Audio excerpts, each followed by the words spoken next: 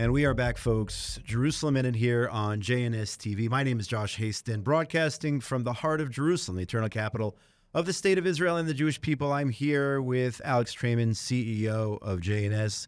It is a big news day, Alex. Very big news day. Yeah, so much going on in security, in politics here in the state of Israel during a seven-front war. And, I think this is part of what JNS has done, really, for the last 10 months, of course, for many years before that, but really breaking down everything that's been going on in a way that gives you the information you need. There's so much misinformation, disinformation out there, both in the mainstream media and, unfortunately, even from a lot of the Jewish media that are using very narrow political considerations to, unfortunately, I think, harm Israel's diplomatic image during this very difficult time. JNS is providing you with something different.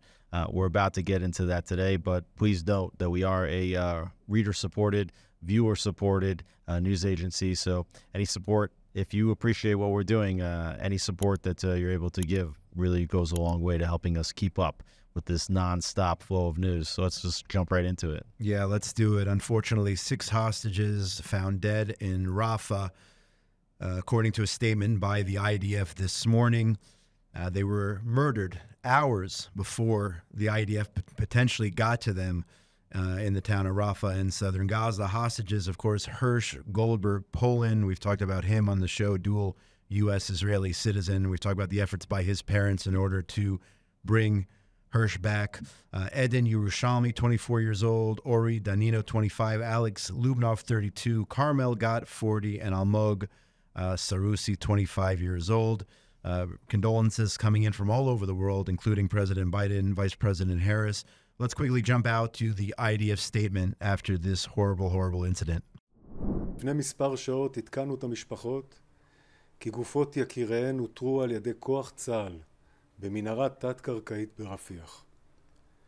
על פי הערכה הראשונית העומדת ברשותנו, הם נרצחו באכזריות על ידי מחבלי חמאס זמן קצר לפני שהגענו אליהם. הם נחטפו חיים בבוקר 7 באוקטובר על ידי ארגון הטרור חמאס. גופותיהם הותרו במהלך הלחימה ברפיח במנהרה תת-קרקעית. במרחק כקילומטר מהמנהרה ממנה חילצנו לפני מספר ימים את פרחן קדי. So there you have it, 6 bodies found in an underground tunnel on Rafah. We've talked about it on the show before. We were told, don't go into Rafah, let's not do it. Different governments all over the world pressure on Israel not to go into Rafah, but this is obviously where our hostages are being held. Unfortunately, they were murdered by Hamas, apparently just several days perhaps before they were rescued. Yeah, exactly. And as Israel succeeds to bring back hostages, the orders inside Gaza from the top leadership in Hamas is don't let Israel get these bodies alive. If you have any inkling that the IDF is getting near to the bodies and could rescue them alive, don't let it happen. And these 6 were taken out, and we are getting to that point in the war. And I think we'll talk a little bit more about the politics of this in a few minutes, but that many, many more of the hostages are probably believed dead, and that those are alive, their lives are in danger. Hamas doesn't want Israel to be able to rescue them. Hamas has not been giving Israel opportunities to negotiate for them, rejecting every potential opportunity at a negotiation. And now, unfortunately, six of these hostages are dead. And obviously, for the English-speaking community, the announced death of Hersh Goldberg, Poland, is perhaps the most difficult because his mother, Rachel Goldberg, just been, such a heartfelt, outspoken activist for Hersh's release. And she just recently, with her husband, John Poland, spoke at the Democratic National Convention, met with President Biden several times, has been really out and about, and always seemed to have a hope in her heart that she would see Hersh again. And now, unfortunately, that hope has been broken. Yeah, we send our deepest condolences to the family of Hersh Goldberg, Poland, and all the families whose bodies were found, revealed by the IDF this morning. At the same time, if you look on social media, you have a lot of Israel haters trying to say that somehow Hamas is treating the Jewish prisoners, hostages well, and Israel's treating Arab terrorists who are in our jails horribly. Yet you have an eyewitness account we brought up last week, the release, I shouldn't say the release, the fact that the IDF succeeded in rescuing Farhan al-Qadi, the father of 11, the Arab Muslim Bedouin, was also in a tunnel in southern Israel. And now he's revealing what he saw in Gaza. And he was rescued just very close to where these 6 bodies were found. I think about a kilometer away. Yeah.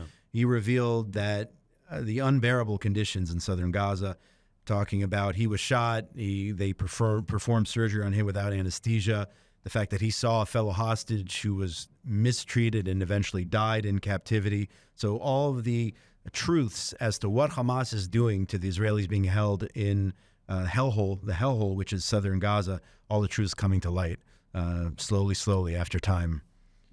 And at the same time, there's a new IDF assessment on the numbers, on the statistics from October the 7th. It is believed that Hamas actually sent 6,000 terrorists, along with civilians who joined Hamas, who crossed over the border into Israel. Originally, it said that there were about 3,000 Hamas members who entered here, but that number is much higher, according to the latest assessment. Here it says 3,800 members of Hamas's elite Radwan unit. And 2,200 so-called civilians. Yeah, who came across. And it's very difficult also to determine, who is a terrorist, who is a civilian. But clearly over 2,000 Gazans thought it was great to come along for the massacre ride on October 7th, and that they had breached the fence in well over 100 locations. So it also gives a greater insight into the sheer scope of the security failing that took place on the morning of October 7th. And I'm sure that more information about the scope of the attack and on the security failings will continue to come to light as the IDF continues to assess what's going on. There's an unofficial inquiry into what's been taking place, and we've seen some government members and opposition head Yair Lapid start testifying at these inquiry hearings, and there will be a real inquiry, state-commissioned inquiry that's going to take place at a certain point, and I think we'll start to learn even more about what happened on October 7th. In addition to those numbers, another 1,000 Hamas terrorists involved in shooting rockets, and then, of course, you saw the celebrations of the rockets being fired. They said over 4,000 rockets were fired on that first day alone. 4,000, yes, fired by an additional 1,000 terrorists taking part. And then, we talked about the civilians who entered, and we saw the celebrations taking place in the streets of Gaza, the civilians celebrating as the hostages were being brought back into Gaza. So that is more of the reality when you talk about so-called civilians there in Gaza. At the same time, on any other day, it's a crazy news day. This probably could have been or would have been top story. There was a terrorist attack this morning in the Hebron area on Route 35, which is a main east-west artery in the Hebron area leading to Kiryat Gat. To the west, a deadly shooting, 3 police officers murdered by terrorists at the Tarkumia checkpoint near Hebron. They're terrorists believed to be from the Arab town of Idna. And from what I understand, apparently the IDF lifted some of the restrictions on that town just, several days ago, allowing them more freedoms or whatnot. And this is what we get in return, the murder of 3 police officers. From what I understand, the shooting wasn't exactly at the checkpoint. It was near to the checkpoint, and the police officers were not guarding the checkpoint. They were in their car. It was actually a unmarked vehicle. It did have a red license plate, but it wasn't a branded police vehicle. It was just a white car, and there's 3 police officers in the car, and they were ambushed just by shooters on the side of the road. And at first, 2 were critically injured and one seriously injured, but they all succumbed to their wounds. So it was a major shooting attack, and this is just one now of a real increase that we're starting to see throughout Judea and Samaria. I think we'll talk about one more, and then we can give some analysis. Yeah, and last week on the show, we said things were relatively quiet in Judea and Samaria, but that is not the case just a week later, with one of the heads of Hamas, Khalid Mashal, essentially calling on Arabs living in Judea and Samaria to go out, to carry out suicide bombings, to carry out these types of attacks. And I'll share my personal story. Friday night, about 11 o'clock in the evening, I live in Gush Etzion, just sitting around after dinner, and all of a sudden, we heard a huge explosion, and lo and behold, what happened was an Arab terrorist from Hebron, drove his vehicle from Hebron to the Gush Etzion junction. He had a car packed with explosives. The car detonated at the gas station. This could have been a mass casualty incident. The terrorist then somehow, even though it exploded, got out of his car, started running around, trying to kill anybody in his path, was trying to get away then. He was killed by alert security forces there. That was the first attack. And then 20 minutes later, another Arab terrorist, also using a car as a weapon, managed to drive into the community of Karmei Tzur. For what I understand, one of the nurses' vehicles, nurses coming back from the hospitals, finishing their shifts, entered the community. He followed them in with his car and was going to blow himself up, trying to murder Jews in Karmei Tzur. A very alert security guard used his vehicle, rammed into the terrorist's car. The terrorist got out of his car, started shooting. He was neutralized. The terrorist was neutralized, and then his car exploded. So there were 4 Israelis hurt, light to moderate, and this could have been a huge, both the car bombing at the Gush Etzion gas station and at Karmei Tzur. It could have been a mass casualty incident there. Yeah, and there's videos of the car explosion at the gas station, and the car was very close to one of the pumps. I mean, It wouldn't have taken that much of a stretch of the imagination to see how the explosion of the car right at the gas station could have caused a massive explosion in all the fuel tanks. And like you said, with many soldiers and others being in that area, perhaps less because it was at night on a Friday night, but that's a very busy gas station in general. And big miracles that there were not like a massive explosion killing scores of people. As you did mention, that terrorist gets out of the car right around the time of the explosion and starts going after to attack people. And unfortunately, there were some soldiers and bystanders who were injured in friendly fire as they were trying to neutralize this terrorist. And these 2 cars were coordinated. Yes, for sure. It was a coordinated attack. And I also had seen from reliable sources in the Efrat security that one of the cars actually drove near toward the entrance of the southern entrance of Efrat, which is one of the largest communities in that area. And because they saw like a significant security presence, including a security officer with already gun drawn, decided to go around the traffic circle and go out the other way, potentially before going into Karmei Tzur. Yes, I mean, it could have been much, much worse. He could have gotten into one of the communities, and thank God for our security forces, for our soldiers who were able to neutralize these terrorists. So what's going on here? You have attacks in Gush Etzion. You have the IDF involved in a major raid in Samaria and in places like Jenin and Shechem, Tulkarm, and whatnot. Some are actually saying, I don't know if you saw this, some are saying this is one of the biggest raids since Operation Defensive Shield back in 2005. And this is exactly, pointing to what we talked about last week, trying to keep the situation calm in Judea and Samaria, because of what we have going on in Gaza, and things have escalated. Now you have leaders from the communities of Judea and Samaria, as this major operation is going on in Samaria, Tulkarm and whatnot. They're now saying after Friday night and this attempted attack in Gush Etzion that we also have to undertake a major operation in the Hebron area, which is actually a stronghold of Hamas. All those liars out there who say Hamas isn't present in Judea and Samaria, they're absolutely lying. They're absolutely just Israel haters or whatnot. They may not be in charge, Hamas, but they have a huge presence, especially in the Hebron area, and they're going to have to be dealt with, just like Jenin.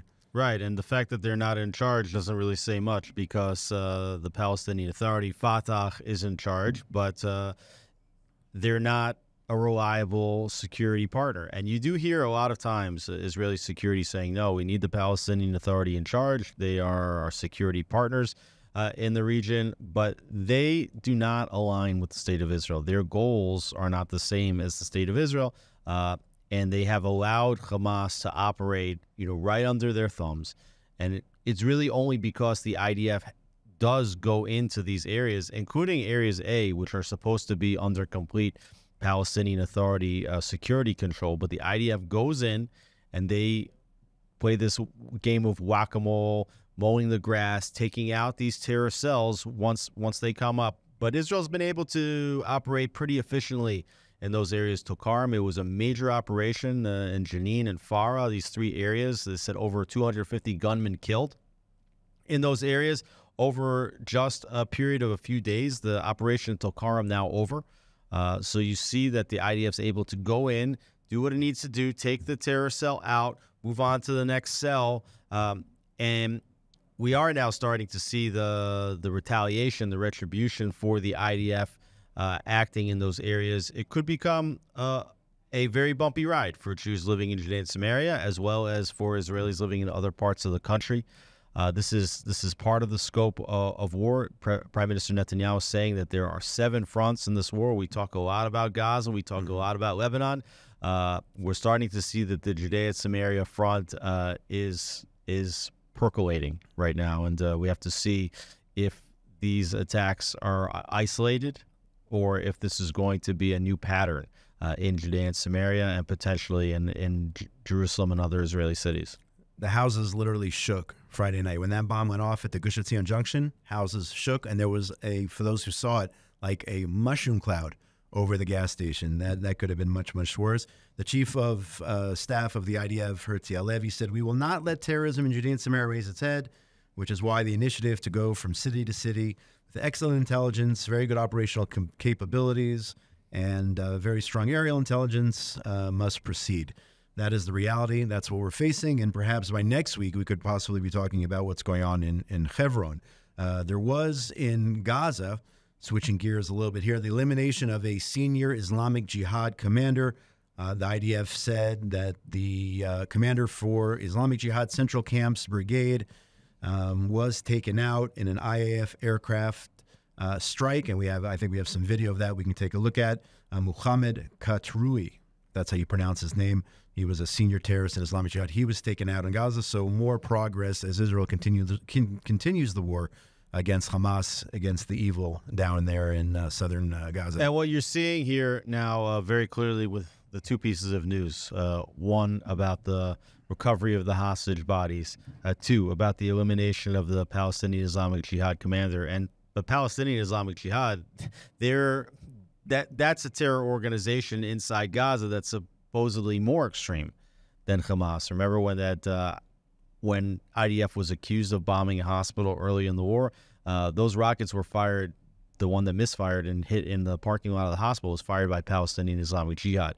So these are even more extreme potentially than Hamas. Which, what does that really mean at this point? But you see now that the IDF is operating with extraordinary intelligence and efficiency inside Gaza. Every operation you're hearing that they're taking out a senior terrorist, they're finding bodies, including the Bedouin that was rescued last week, and now these 6 bodies. So the intelligence is getting better, the techniques are getting better, and the New York Times said about a week and a half ago, there was a big story saying there's no further military gains to be had by military operation in Gaza. IDF proving day after day after day that the job is not finished and that they are operating on a very advanced level right now, reducing civilian casualties and accomplishing their goals. At the same time now, we have an internal political debate, which isn't really internal because it really affects the scope of how Israel proceeds in regard to Gaza, in regard to Hamas, in regard to a potential ceasefire deal, hostage exchange. You have Prime Minister Netanyahu on one hand, you have Defense Minister Yoav Gallant, and apparently things got pretty heated last Thursday when there was a vote which took place in the Security Cabinet in regard to should Israel relinquish control of the Philadelphia corridor, that is the main corridor between Gaza and Egypt, which is, we've said for many, many weeks, is a key strategic stronghold in order to prevent Hamas from importing weapons from Egypt. Should they maintain that, or should they relinquish control over there in order to work out some sort of deal? Netanyahu is of the opinion, and the cabinet actually voted with Netanyahu, that Israel must maintain a security presence in the Philadelphia corridor. Gallant very upset, saying no, accusing the prime minister of sabotaging a hostage deal or whatnot. And Gallant, after we found out the terrible news this morning, Gallant came out with a statement saying we should have a re-vote on the issue. In other words, we should reject Israel maintaining that presence in favor of a ceasefire deal, in favor of a deal with Hamas. And you have others like the Tikva Forum organization who also represent some of the hostage families saying, no, absolutely not. We should not be thinking like the defense minister. Instead of backing down or coming to some sort of deal, negotiating with Hamas, we should do the opposite. We should apply more military pressure, siding with the prime minister in that camp on this issue. Well, let's unwrap what's going on over here. First of all, a lot. There was, as you mentioned, there was a very stormy cabinet meeting on Thursday night in Israel. Major disagreement. Witnesses saying that they had never really seen the defense minister get so upset, and Netanyahu also getting extremely upset. They were talking about whether to cede this Philadelphia corridor, which is one of the key demands that Hamas is saying that they will not release any hostages unless, as long as Israel maintains presence on the Philadelphia corridor. Now, there's absolutely no guarantee that if Israel agrees to relinquish the Philadelphia corridor, that Hamas is going to agree to release hostages. So let's just start with that. Right. And any time that Israel agrees to do something, that's now precedent. Well, you previously agreed to leave the Philadelphia corridor. Once you agree to do that, you can't take it back. You're held responsible for what you offered in the past. We've seen that in all the peace negotiations over the last several decades. So that's something that's very important, that even if Israel relinquished the Philadelphia corridor, it's no guarantee that they would get hostages back. If Israel does relinquish the corridor, we see that there are tunnels that are being discovered almost daily. Even this week, several kilometers of tunnels, 6 kilometers of tunnels were destroyed just this week alone in the areas of Rafah and Philadelphia. Many of these tunnels going straight under the border into Egypt, used for smuggling even during the war itself.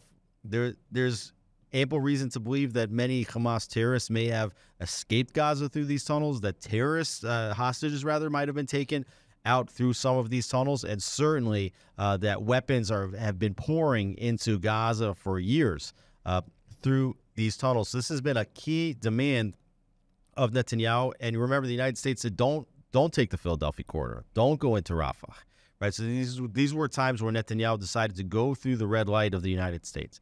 And now, with the release of the hostage, the Bedouin hostage last week, not the release, the rescue right, of the Bedouin hostage. You've heard the Americans at the same time saying that this is the last chance for a hostage negotiation, and you're starting to see what's coming together in terms of political pressure from the United States and how they are working today with the Defense Minister Yoav Gallant. You'll remember that early in the war, that Netanyahu formed a unity alliance together with Benny Gantz and General Eisenkot, who joined from the opposition into the government. Gantz was communicating with the Americans on a regular basis. He went to Washington on a trip that was explicitly not approved by the prime minister. And then at a certain point, Gantz pulled out of the government because the United States felt that if Gantz would leave the government at that time, it could lead to a crash of the coalition and get to an election, which is their goal. Now, that move failed. It was a political maneuver that proved to be totally worthless. And not only that, Gantz is now plummeted in the polls, right? A poll came out just this week showing for the first time that if an election was going to be held, this Channel 14 poll, that Netanyahu's Likud party would get 30 seats, and that would be more than a dozen seats, more than the second highest party, which is Gantz's party. So Gantz's maneuver failed. But since that time, what we've seen is that Yoav Gallant, the defense minister, who's a member of Netanyahu's own party, has now become that third wheel, right, inside the government, inside the war cabinet. And they have been Gallant has been taking the American positions. And we're starting to see now how the disagreements between Netanyahu and Gallant, which were previously political disagreements. Remember, Gallant was the one last summer that undermined the prime minister during the judicial reforms and called for Netanyahu to revoke his judicial reforms while Netanyahu was out of the country. And then Netanyahu threatened to fire him, and that set off a massive protest. And we're seeing here now that what Gallant is doing by calling for a revote. And let's even go back to how that vote took place, because the two of them were arguing, and Netanyahu said, you know what, we're going to vote on it right here, right now. So it was a very stormy session. The vote wasn't planned. And then what happened in the vote? Every single cabinet member, except for Gallant, voted to stay in the Philadelphia corridor. And now with the news that these 6 hostages were found dead, we're seeing the opening up of the entire anti-Netanyahu the campaign really coming against and trying to use this as a pivot point to get protests going. There's major calls today for protests. There's going to be protests Sunday afternoon. And Gallant basically saying, let's have a revote. He's essentially begging Netanyahu to fire him right now because this is the first time that this agreement is over military, not political. Gallant saying, no, we don't need to be in the Philadelphia corridor. This is a major strategic place. It's a major strategic goal, and we're going to have to see what happens. But looks like we're getting back towards the ugliness of last summer in the judicial reforms and maybe the restart of the major protest movement against Netanyahu. Yeah, listen, there have been protests pretty much weekly in Tel Aviv and in other places, those who are advocating for a hostage deal slash ceasefire deal. But it looks like, based on what we saw, statements coming out of those who favor a deal or whatnot, and also from Gallant, it looks like that these protests are going to be ramped up to unprecedented, perhaps, levels, things we haven't seen in the last 9 months. And it's been on a weekly basis, but it looks like with this morning's horrible discovery that 6 hostages were killed, that's going to be a whole new level now. This has been the goal of the hostage forum from the beginning, and that's why they came up with the slogan, bring them home, to put the entire responsibility on bringing the hostages back on the Israeli government as opposed to on Hamas, which took the hostages to begin with. You have the very same political correspondent, advisors that were behind the anti-Netanyahu protests, that were behind the anti-judicial reform protests, that linked up with the hostage families from the very beginning, organizations like Brothers in Arms, Achim L'Neshek, and it took them only several months into the war to make it very clear that they want Netanyahu out, right? So this is the same protest movement, a different subject, right? First it was, Netanyahu's corrupt, then it was judicial reforms, now it's hostages, and again, remember that when Gallant was insubordinate, and threatened the prime minister when he left the country over the judicial reforms, that was the spark for major protests. Even though protests had already been building, that's what sent it to the next level. Here it's very clear Gallant trying to get himself fired, leaving Netanyahu almost no choice, and playing a game of chicken with the prime minister. If Netanyahu fires Gallant, which is what I think Gallant wants to happen, the hope is then that the hostage forum and others would start this massive protest again in Israel, which means that not only will Israel continue to be fighting this war in Gaza, particularly against also in the northern front against Hezbollah and against Iran, that we're again fighting this major domestic crisis at the same time. That's not what we need right now, folks. That's not what we need as all this is going on. And even with everything we've talked about now, somehow the focus in a lot of camps outside of Israel, foreign governments, European Union, the U.S. and whatnot, is back on the settler people, the residents of Judea and Samaria, who are under attack now by Hamas and other terrorist organizations. You had on Wednesday the United States announcing it was levying more sanctions against residents of Judea and Samaria, particularly a group called Hashomer Yosh. These people essentially are out safeguarding Israel's state lands. But apparently they're deserving of sanctions, rather, according to the government. At the same time, the European Union threatening to open up sanctions against finance ministers Bezalel Smotrich and National Security Minister Itamar Ben-Gvir. Let's go to the head of the EU and hear his comments on the matter. I initiated the procedures in order to ask the member states if they consider appropriate, including in our list of sanctions, some Israeli ministers has been launching hate messages, unacceptable hate messages against the Palestinians, and proposing things that goes clearly against international law and is an incitation to commit war crimes. So there you have it. You have a foreign entity, the European Union, targeting members of the government of the State of Israel. The Yesha Council involved there, calling on the Prime Minister to act, saying it's inadequate. While all this is going on, all these bodies are targeting Israelis in Judea and Samaria. Action must be taken to prevent this type of behavior. But I guess these Europeans, I thought they were all on vacation right now. I mean, August is usually in Europe. It's pretty